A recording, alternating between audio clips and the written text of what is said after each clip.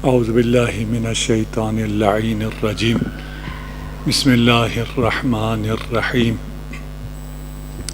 الحمد للہ رب العالمین والصلاة والسلام والتحیۃ والاکرام علی اشرف الانبیاء والمرسلین وعلی آلہ الطیبین الطاہرین المعصومین ولعنۃ اللہ علی اعدائہم اجمعین اما بعد فقد قال اللہ تبارک وتعالی یا ایہا الذین آمنوا اتقوا اللہ وکونوا مع الصادقین صلوات۔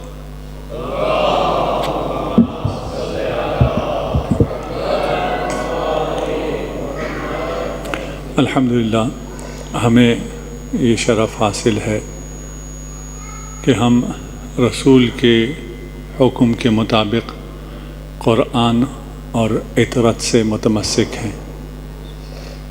یہ مہینہ قرآن کا مہینہ بھی ہے اور عطرت کا مہینہ بھی ہے۔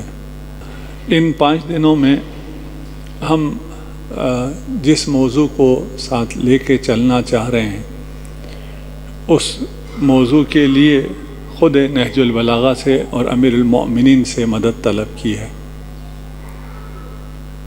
ایک شخص معرفت رکھنے والا سمجھدار شخص کسی ولی اللہ کے سامنے پہنچا، اس کے ساتھ اس نے چند منٹ گزارے تو بزرگ نے اس سے پوچھا کہ کتنے سال کے ہو؟ کہا 2 منٹ کا، اس لیے کہ یہی 2 منٹ زندگی ہے، باقی تو میں نے ضائع کر دی۔ ہم ابھی آپ کو لے کر خود پہنچ جائیں، آپ کے بہانے ہم پہنچ جائیں، امیر المؤمنین کے نہج البلاغہ کے پاس چلتے ہیں، ہماری زندگی اتنی ہے جتنی نہج البلاغہ کے ساتھ بسر ہوگی۔ یہ زمین ابھی باہر ہے، یہ مردہ زمین سرسبز و شاداب ہو جاتی ہے۔ ایسا کیا ہو جاتا ہے کہ اس مردہ زمین میں جان پڑ جاتی ہے؟ یہ مردہ زمین جب نسیم بہاری کے ساتھ ہو جائے، جب اسے پانی مل جائے، جب کوئی باغبان اس پہ نظر کرے تو یہ سرسبز و شاداب ہو جاتی ہے۔ ہماری مردہ جانوں پر اگر علی ابن ابی طالب نگاہ کریں،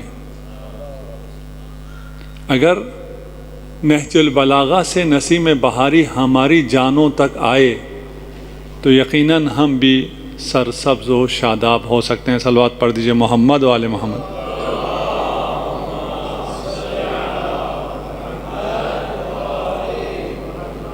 کوشش ہے کہ سب سے مشکل خطبے کو آسان الفاظ میں پیش کیا جائے، اور آپ تھکے ہوئے تو ہیں لیکن روزے کی وجہ سے جو نورانیت آپ کے قلوب میں ہے اس سے مدد لیتے ہوئے کوشش کریں گے انشاءاللہ یہ مباحث آسان ہو جائے۔ پہلا خطبہ ہے نہج البلاغہ کا، اس سے پہلے ایک اور خطبہ ہے ان لوگوں کے لیے جو یہاں نہیں ہیں۔ جو یہاں نہیں ہیں سے مراد یہ ہے کہ وہ دسترخوان نہج البلاغہ پر نہیں ہیں، سفرہ امیر المؤمنین پر نہیں ہیں۔ ہو سکتا ہے یہاں بیٹھے ہوئے ہوں، مجھ جیسے ہوں، اور خیالات کہیں اور ہوں، علی کی باتیں ان کی توجہات کو حاصل نہ کر سکیں، اس لیے کہ میں اپنے ناقص ترجمے کے ساتھ پیش کر رہا ہوں۔ اگر علی کا کلام ان کے کانوں میں پڑتا تو شاید متوجہ ہوتے، اس لیے کہہ رہا ہوں شاید کہ علی کے زمانے میں بھی عربی سمجھنے والے، فصیح و بلیغ عربی بولنے والے بھی علی کے کلام کو نہیں سمجھ سکے۔ ان کے دل میں وہ نورانیت نہیں تھی بہت سوں کے کہ وہ علی کے کلام کو سمجھ سکتے، اور امیر المؤمنین کو یہ گلہ کرنا پڑا فَأَيْنَ تَذْهَبُونَ، تو تمہیں کیا ہو گیا، کہاں جا رہے ہو؟ میں نے جب یہ جملہ پڑھا تو مجھے لگا کہ امیر المؤمنین مجھ سے کہہ رہے ہیں فَأَيْنَ تَذْهَبُونَ، کہاں جا رہے ہو؟ وَأَنَّ تُؤْفَكُونَ، تمہارے آئیڈیل کون ہے؟ تم کس کے پیچھے چل رہے ہو؟ تمہاری منزل، تمہارا ہدف کیا ہے؟ تمہارا ساتھی کون ہے؟ والاعلام قائمہ والآیات واضحہ والمنار منصوبہ. تم کیوں بھٹک رہے ہو؟ تم کس دوسری طرف کیوں جا رہے ہو جبکہ تمہارے لیے جو اعلام ہیں وہ قائم ہیں. میں ان کی تشریح کروں گا، مختصر کروں گا. تمہارے لیے آیات واضح ہیں، تمہارے لیے مینار نصب کر دیا گیا ہے. آپ وہ خوش نصیب قوم ہیں جو اہل بیت کے علم ہونے کو تسلیم کرتے ہیں. باقیوں کو تو اس کا ادراک بھی نہیں ہے. امیر المومنین یہی کہہ رہے ہیں نا، ہم علم ہیں، اس علم کو، اس نشانی کو چھوڑ کر تم کہاں جا رہے ہو؟ ہم آیات الہی ہیں، میں آیت اللہ العظمیٰ ہوں، میں اللہ کی سب سے بڑی نشانی ہوں. مجھے چھوڑ کر تمہیں اور کون سی نشانی نظر آ رہی ہے؟ میں وہ مینار ہوں جسے اللہ نے نصب کیا ہے. میں وہ مینار ہدایت ہوں جس کے نور سے، جس کے چراغ سے تم راہ پا سکتے ہو، صراط مستقیم پا سکتے ہو. فَأَيْنَ تَذْهَبُونَ؟ یہ مینار چھوڑ کے، یہ چراغ چھوڑ کے، ان آیات کو چھوڑ کے، ان اعلام کو چھوڑ کے تم کہاں جا رہے ہو؟ علم، ہمارے ہاں علم مشہور ہے، ہم پرچم کو علم کہتے ہیں، علم ابی الفضل العباس. علم پرچم کو بھی کہتے ہیں اور علم پہاڑ کو بھی کہتے ہیں. ہم پہاڑ کی طرح ہیں، ہم پرچم کی طرح ہیں. پرچم سے بلند ہے نا پہاڑ، اسے میں اسے پہاڑ مانا کرتا ہوں. اہل بیت کہہ رہے ہیں کہاں جا رہے ہو؟ تمہیں ہم نظر نہیں آ رہے کیا؟ تمہیں کون نظر آ گیا؟ جانتے ہیں یہ کون ہیں جو کہہ رہے ہیں؟ جو کہتے ہیں کہ ہمیں دنیا میں، اس کائنات میں خدا کے علاوہ کوئی اور نظر نہیں آتا. خدا سے کہتے ہیں اَيَكُونَ لِغَيْرِكَ مِنَ الظُّهُورِ مَا لَيْسَ لَكَ، تیرے علاوہ کسی میں ایسا ظہور ہے جو تجھ میں نہیں ہے کہ ہمیں وہ ظہور نظر آئے، تیرا ظہور نظر نہ آئے.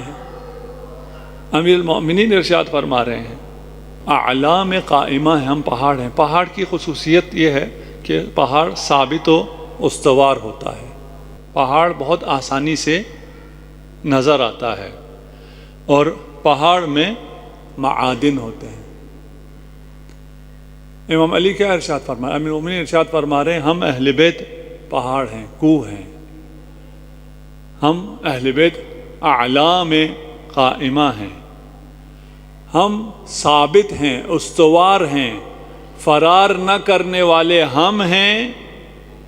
اور اگر ہمارے علاوہ کسی اور کو اپنا راہبر بناؤ گے تو وہ وہاں پھر ملے گا نہیں تمہیں، وہ فرار کر چکا ہوگا. مدد اور امام زیادہ تر پریشانی میں چاہیے نا، مشکلات میں چاہیے. وہ پریشانی مشکلات میں جب حملہ ہوا ہو تو آپ سے پہلے وہ فرار کر رہا ہوگا، آپ اس کی امامت پہ کیسے چلو گے؟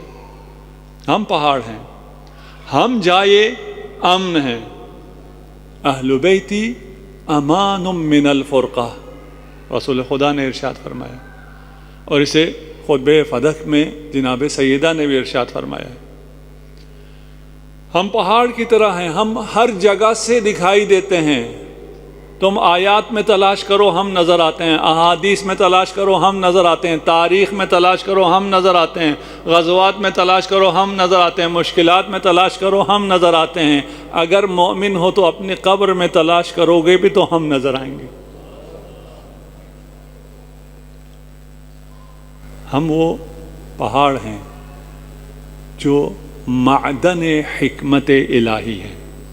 پہاڑ میں اللہ کی معادن ہیں، جو معنوی معدن ہے، جو معنوی حکمت و علم الہی ہے، اس کے معدن ہم ہیں، ان کا سرچشمہ ہم ہیں.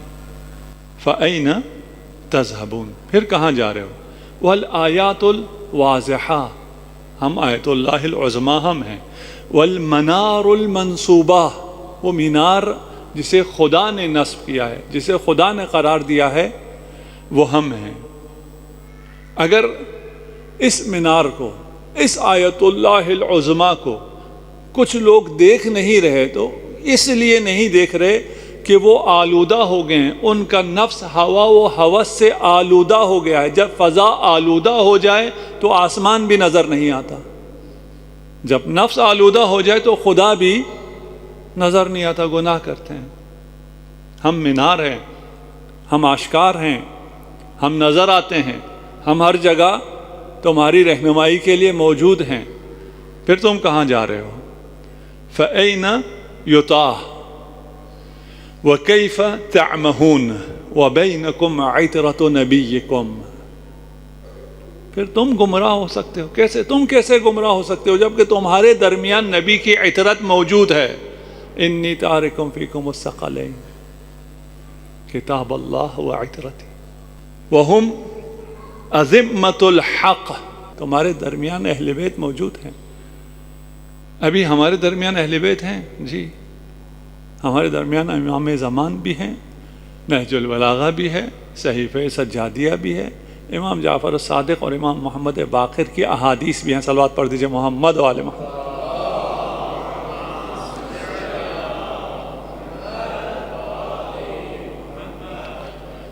فَأَنزِلُوهُمْ بِأَحْسَنِ مَنَازِلِ الْقُرْآنِ، انہیں وہی جگہ دو جو تم قرآن کے لیے بہترین جگہ قرار دیتے ہو، یعنی اہل بیت اور قرآن کو ایک ساتھ رکھو، یہ جدا نہیں ہوں گے۔ اگر تمہیں ان دونوں سے ہدایت لے کر حوض کوثر پر ساقی کوثر کے ہاتھوں سے جام پینا ہے تو ان دونوں کو ساتھ لے کر چلنا ہوگا۔ قرآن الگ سے آپ کو کہیں نہیں پہنچائے گا، اہل بیت الگ سے آپ کو کہیں نہیں پہنچائے گا، اس لیے کہ وہ نہ قرآن ہوتا ہے جسے آپ قرآن سمجھ رہے ہوتے ہیں، وہ نہ اہل بیت ہوتا ہے جسے آپ اہل بیت سمجھ رہے ہوتے ہیں۔ یہ دونوں ایک ساتھ ہیں، یہ دونوں ایک ساتھ ملیں گے، ملیں گے تو ایک ساتھ ملیں گے، نہیں ملیں گے تو دونوں نہیں ملیں گے۔ یہ غلط فہمی ہے کہ انہوں نے قرآن کو اخذ کیا ہوا ہے، ہم نے اہل بیت کو نہیں، ہم نے قرآن و اہل بیت دونوں کو اخذ کیا ہوا ہے، یہ جملہ صحیح ہے۔ اور جو ان میں سے نہیں ہیں وہ ہیں جنہیں نہ اہل بیت ملا نہ قرآن۔ چلیے ابھی نہج البلاغہ کی طرف چلتے ہیں، کیونکہ رمضان ہے اس لیے میں چاہ رہا ہوں آپ پہ گرام بھی نہ گزرے، مثالیں بھی زیادہ دوں گا اور آسان مثالیں دوں گا۔ اس کے بعد جو عمیق گفتگو ہے وہ امیر المومنین کی ہے، ابھی بھی بہت عمق تھا ان گفتگو میں، بہت ان کی بلندی، ان پہاڑوں کی جو مثال دی ہے اس سے بہت زیادہ بلند و بالا تھا۔ میرے پاس پہاڑ سے بڑی کوئی مثال نہیں تھی، آپ کے ذہن میں اس سے بڑی کوئی چیز نہیں تھی، اس لیے میں نے کہا اہل بیت کی مثال پہاڑ کی طرح ہے۔ وَإِلَّا پہاڑ کہاں اور اہل بیت کہاں؟ ان پہاڑوں نے تو اہل بیت کو، قرآن کو برداشت کرنے سے انکار کیا، کہا ہمارے بس میں نہیں ہے۔ میں کیسے بیان کروں؟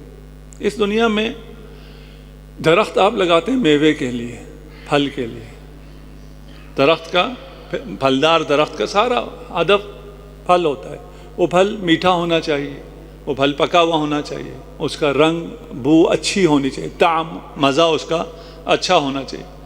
یہ جو درخت پہ پھل لگتا ہے اس میں جو رنگ آتا ہے، اس میں جو طعم آتا ہے، اس میں جو مزہ آتا ہے، وہ جو پکتا ہے، وہ جو میٹھا ہوتا ہے، وہ سورج کی وجہ سے ہوتا ہے۔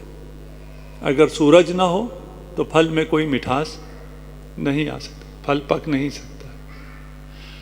اگر سورج نہ ہو تو پھل ہی نہیں ہوتا ہے، اگر سورج نہ ہو تو درخت ہی نہیں ہوتا ہے۔ یہ عالم درخت ہے اور اس درخت کا میوہ آپ ہیں، میں ہوں۔ یہ عالم ہمارے لیے خلق ہوا ہے نا، یہ ہمارے لیے بنا ہے۔ کتنا وسیع بنی ہے یہ کائنات، یہ اسپیس۔ کسی ایتھسٹ نے کہا کہ یہ ویسٹ آف اسپیس ہے، اوفل ویسٹ آف اسپیس، اتنا زیادہ اسپیس، اس کا کوئی مصرف نہیں۔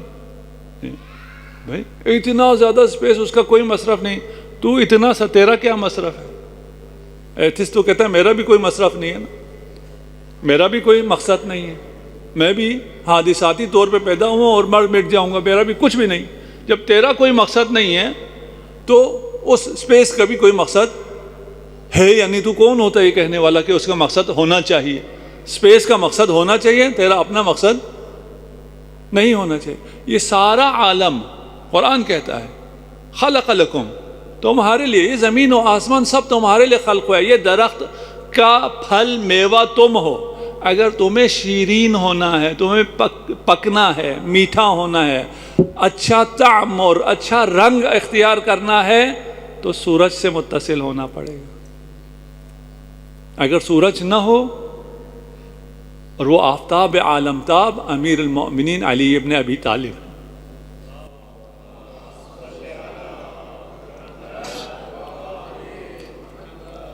آپ نے یہ بہت سن رکھا ہے. خطبہ اکثر اس خطبے کو پیش کرتے ہیں. دیکھیے قرآن شروع ہوتا ہے الحمدللہ رب العالمین. نہج البلاغہ شروع ہوتا ہے الحمدللہ. صحیفہ سجادیہ شروع ہوتا ہے الحمدللہ الاول بلا اول. یہ کوئی انسیڈنٹس نہیں ہے، ایسے نہیں ہے. ابھی وقت ہوتا تو میں سارے حمد کا فرق بیان کرتا ہوں، صرف میں قرآن اور نہج البلاغہ کے حمد کا فرق بیان کروں گا. قرآن کیا کہتا ہے؟ الحمدللہ رب العالمین الرحمن الرحیم.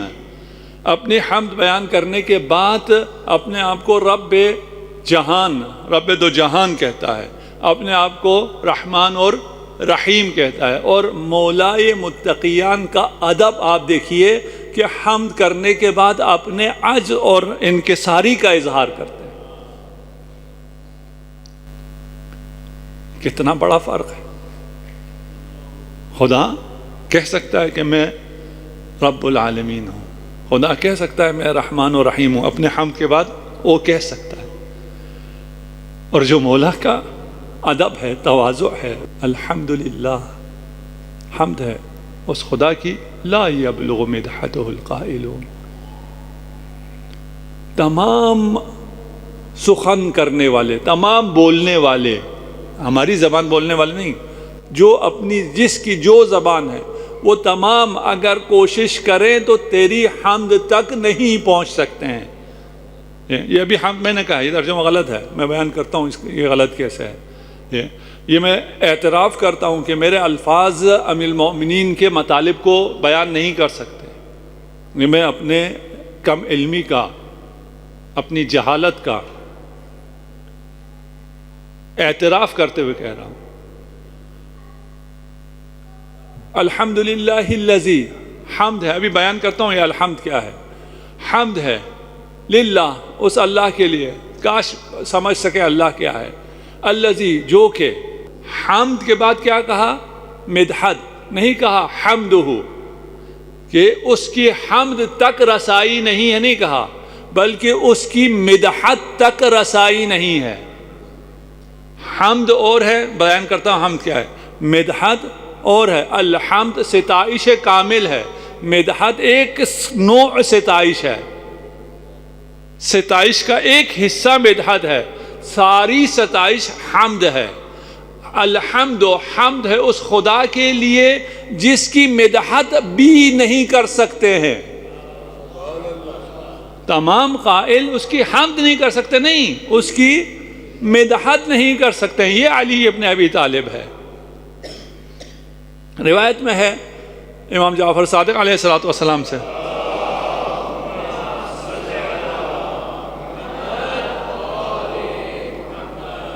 کہ حضرت موسیٰ سے خدا نے ارشاد فرمایا کہ تو اے موسیٰ میرا شکر کر اور میرے شکر کا حق ادا کر.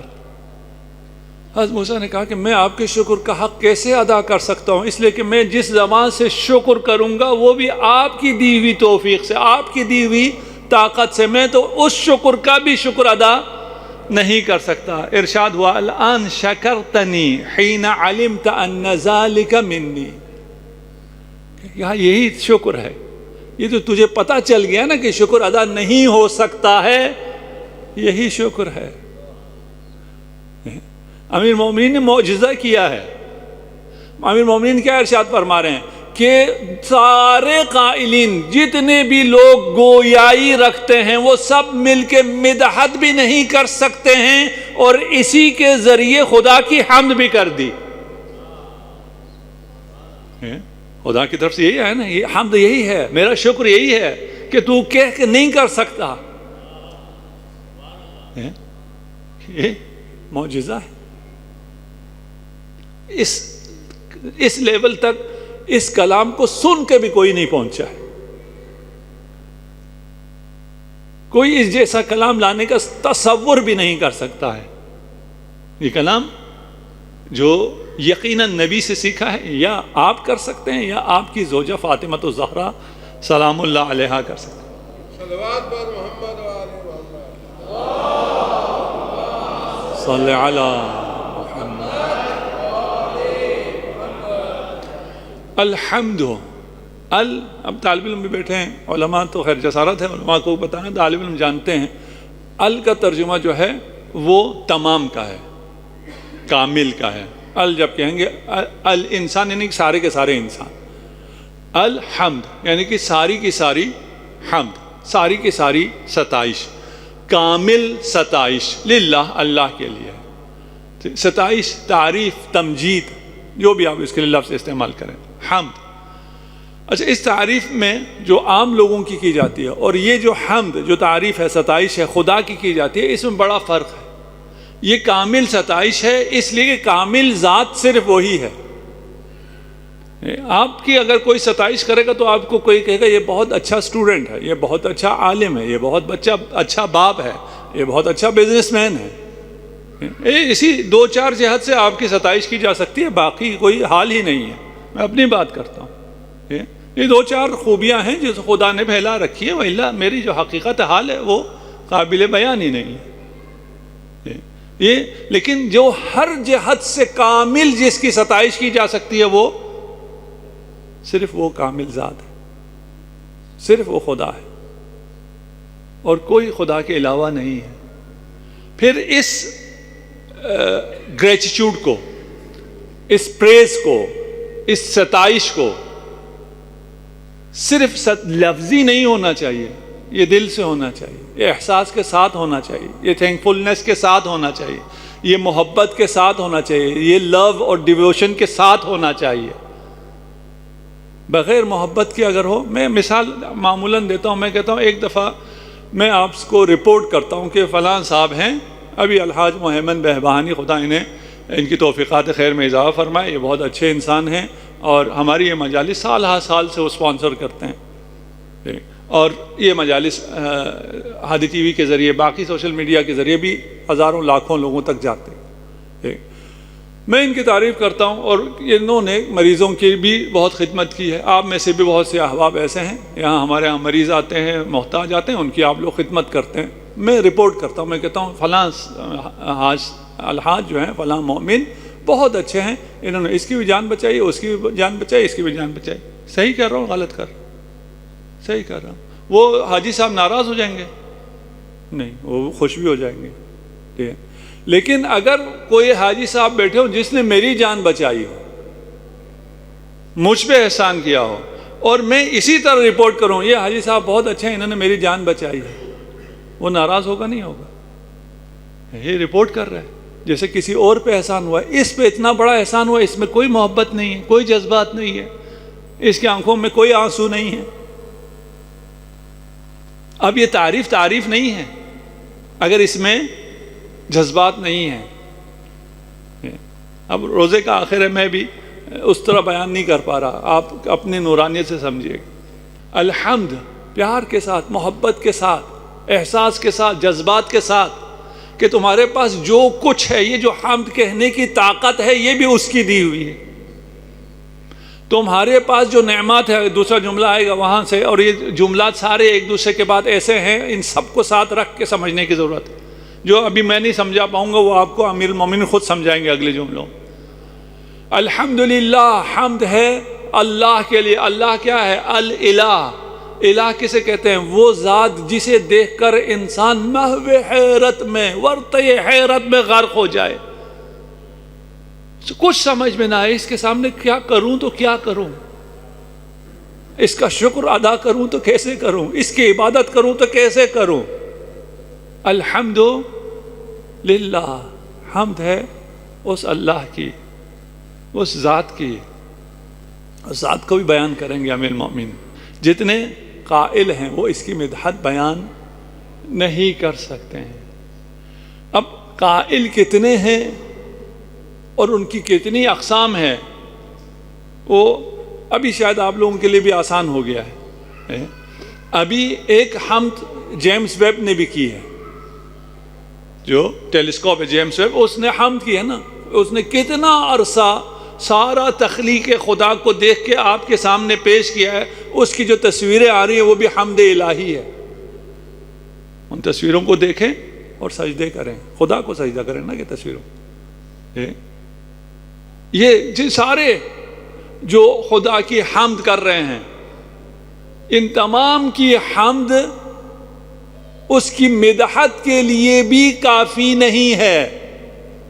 یہ کون کہہ رہا ہے؟ جس کی ایک ضربت ثقلین کی عبادت سے افضل ہے. وہ شہسوار سخن ہے, وہ قائل منبر سلونی ہے. وہ کہہ رہا ہے جتنے بولنے والے ہیں سب کو جمع کر دیں, سب کی باتوں کو جمع کر دیں, اس کی مدحت نہیں ہو سکتی.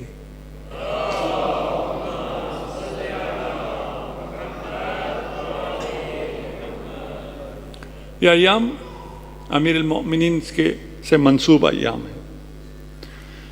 ایک دن ایک شخص آیا, جاء رجل الى ابی ذر رحمہ اللہ.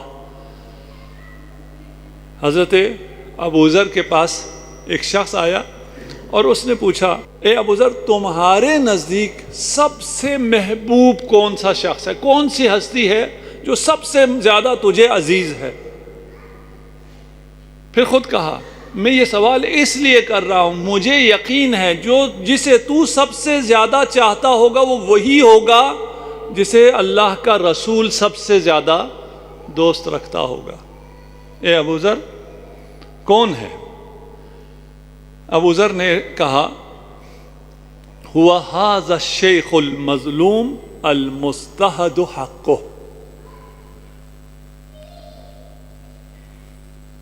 آپ جانتے ہیں جب رسول خدا کی رحلت ہوتی ہے تو لوگوں نے یہ کہہ کر امیر المؤمنین کو حق نہیں دیا تھا کہ یہ ابھی جوان ہیں. اور ابی ذر کا جملہ جو سمجھ سکتے ہیں, کہا کون ہے جو رسول خدا کو سب سے زیادہ عزیز ہے؟ کہا یہ بوڑھا, ھذا شیخ المظلوم, یہ بزرگ جو کہ مظلوم ہے, جس کا حق اس سے چھینا گیا ہے. جناب سیدہ کے بارے میں تو آپ سنتے ہیں کہ ایک دن میں تمام بال سفید ہو گئے. یہ روایت بتا رہی ہے کہ امیر المؤمنین پر وہ مظالم ہوئے کہ چند دنوں میں وہ جوان بوڑھے میں تبدیل ہو گیا. اجرکم علی اللہ, آپ خوش نصیب ہیں. آپ خطبہ دے رہے تھے, امیر المؤمنین خطبہ دے رہے تھے, ایک اعرابی آیا اور آ کر کہا مجھ پر بہت ظلم ہو گیا, میں بہت مظلوم ہو گیا. علی نے ارشاد فرمایا, ادنو, میرے قریب آؤ, لقد ظلمت عدد المدر والوبر.